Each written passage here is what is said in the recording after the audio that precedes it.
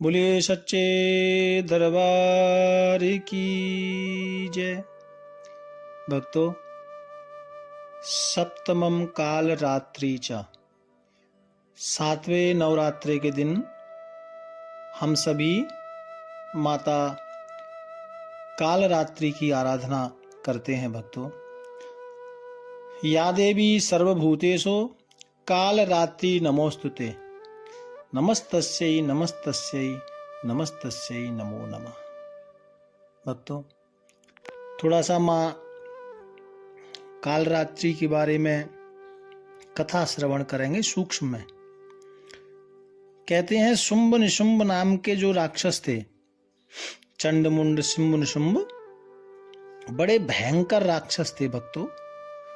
और इन्होंने ब्रह्मा जी का तप किया और ब्रह्मा जी से वरदान मांगा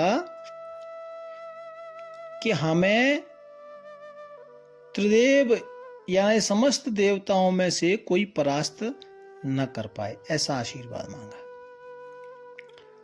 और कहा कि कोई जिसका विवाह हो जाए ऐसी कोई स्त्री भी हमें परास्त ना कर पाए। और बड़े वरदान ब्रह्मा जी से इन्होंने लिए। प्यारे प्रभु प्रेमियों, देखिए, जब राक्षसों को, राक्षस का मतलब क्या है? जब किसी वस्तु को पाकर दंभ आ जाना, अहंकार आ जाना, वही राक्षस है। धरती पे भी है, पहले भी थे भक्तों। तो ये इनको दंभ आया, अहंकार आया, विचरण करते देवताओं को परेशान किया और राजा इंद्र को परास्त किया। स्वर्ग पर इन्होंने चढ़ाई की, स्वर्ग विजय किया। प्यारे प्रभु प्रेमियों, तो ये सब ने फिर जगदम्बिका कालरात्रि यानी महागौरी राजराजेश्वरी की समस्त देवताओं ने प्रार्थना की। कहते हैं मैया ने एक कन्या के रूप में अवतरित हुई। कौशिकी नाम की कन्या का माँ ने रूप लिया और वो पहाड़ों में जाकर बैठ गई, भजन करने लगी। तो विचरण करते हुए शुंभ ने देखा कि ये कन्या तो बड़ी सुंदर है। तो इन्होंने सोचा कि हम अपने राजा के लिए एक कन्या का विवाह करा देंगे। ऐसा मन में विचार लेके चंडमुंड को भेजा। और चंडमुंड को भेजा, उन्होंने प्रस्ताव दिया। तो फिर वहां से जवाब मिला मैया का कि मैंने तो विवाह कर ली थी, लेकिन क्या करूं, मैंने ये निश्चय किया है कि जो मुझे युद्ध में हराएगा उससे मैं विवाह करूंगी। तो उन्होंने जाकर निशुंभ को बताया, युद्ध के लिए ललकारा। भक्तों, शुंभ निशुंभ युद्ध के लिए आए। चंडमुंड आए, चंडमुंड का माता ने वध किया। फिर शुंभ निशुंभ आए, इनसे भी घनघोर युद्ध माता रानी ने किया। और ये जो कौशिकी नाम की जो माँ है, यानी माँ गौरी है ना, इनको जब जब जिस रूप की जरूरत पड़ती वैसा ही रूप माता रानी का प्रकट होता। मैं आपको ये बताना चाहता हूँ कि जितने भी जो स्वरूप है ना, ये सब एक ही माता है ना। ऐसा आप विचार करना और ऐसे ही आपने भजन करना है, भेद नहीं करना है, ये सावधानी रखना है ना।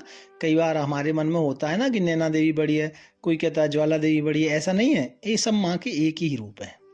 लेकिन जब जिस रूप की माता को जरूरत पड़ती वैसा ही रूप प्रकट हो जाता।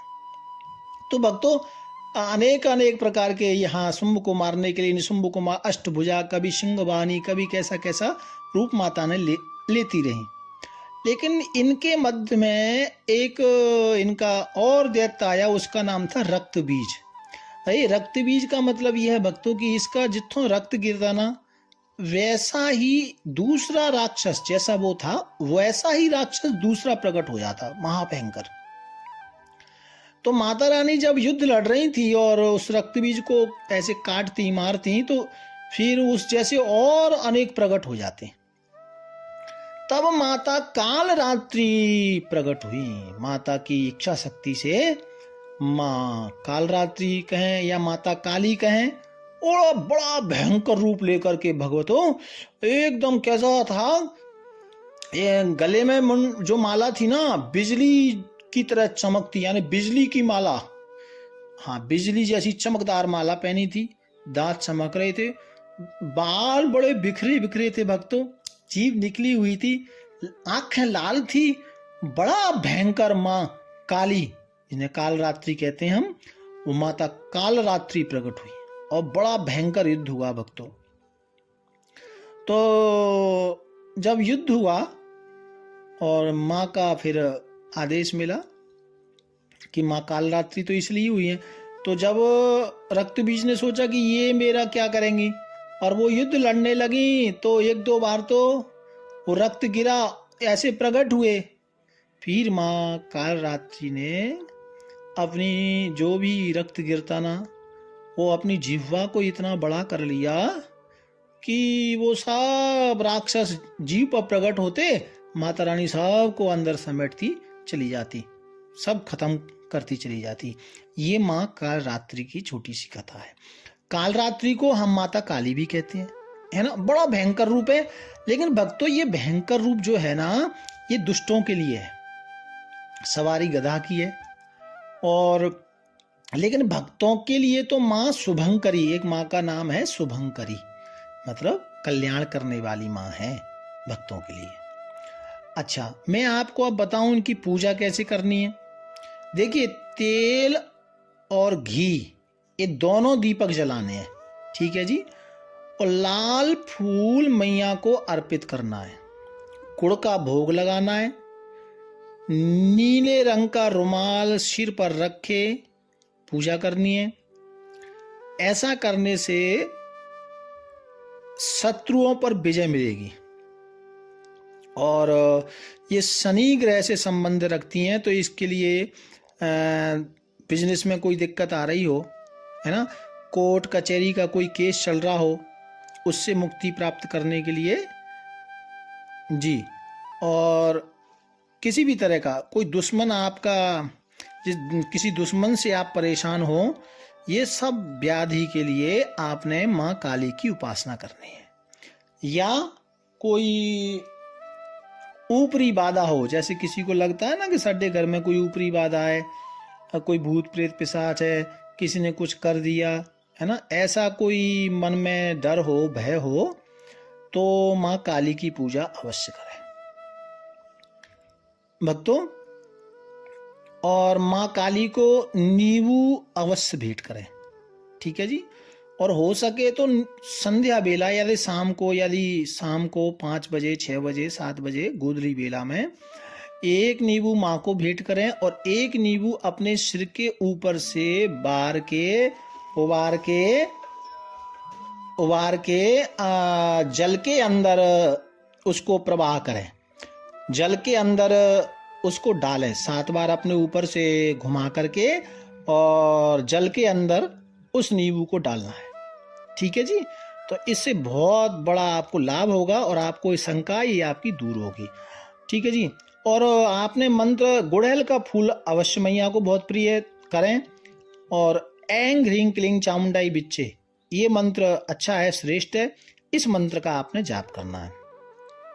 और माता सर्वोच्च चक्र जो सहस्रार चक्र है उस पर अपना प्रभुत्व रखती हैं, उसके अधिष्ठात्री हैं, तो इस चक्र पर आप ध्यान लगा सकते हैं। ये बिल्कुल जितों शिखा होती है ऊपर, वो ऊपर एकदम ध्यान लगाएं इस चक्र पर।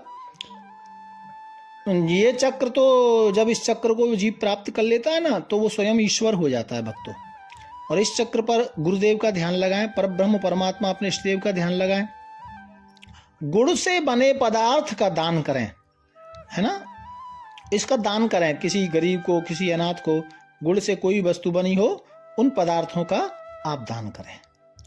और एक विशेष बात, आपने माता रानी को लौंग का जोड़ा जरूर अर्पण करना है, ठीक है जी। और अर्पण करें या हवन करें माता रानी के सामने, गाय के उपला की थोड़ा अग्नि लेकर के, और आपने 5 जोड़ा या 11 जोड़ा जितना भी आपसे बन पड़े इतने जोड़ा ये माँ काल रात्रि की पूजा में सुबह करें या शाम को तो और श्रेष्ठ है। शाम को 7-8 बजे, हाँ, थोड़ा घी के साथ लौंग का जोड़ा मैया को ये मंत्र बोल के ऐं ह्रीं क्लीं चामुंडाई विच्चे ऐसा बोल के 11 बार या 21 बार तो मैया के सामने अर्पण करें। इससे होगा क्या, घर की जो भी आधा व्याधा है वो सब समाप्त होगी। किसी भी तरह की बुरी नजर यदि है तो वो भी समाप्त होगी। ठीक है जी। तो ये आपको मैंने उपाय बताए हैं, कैसे करने हैं वो बताने हैं। पूजा आपको कैसे करनी है वो मैंने आपको बताया है, और कैसे मैया का ध्यान करना है वो मैंने आपको बताई है, और सूक्ष्म मैया की कथा आपने श्रवण की है। तो ये 7वें दिन की पूजा है। कालरात्रि माँ को हम सब यहीं प्रणाम करते हैं। प्यार से बोलो जय माता दी।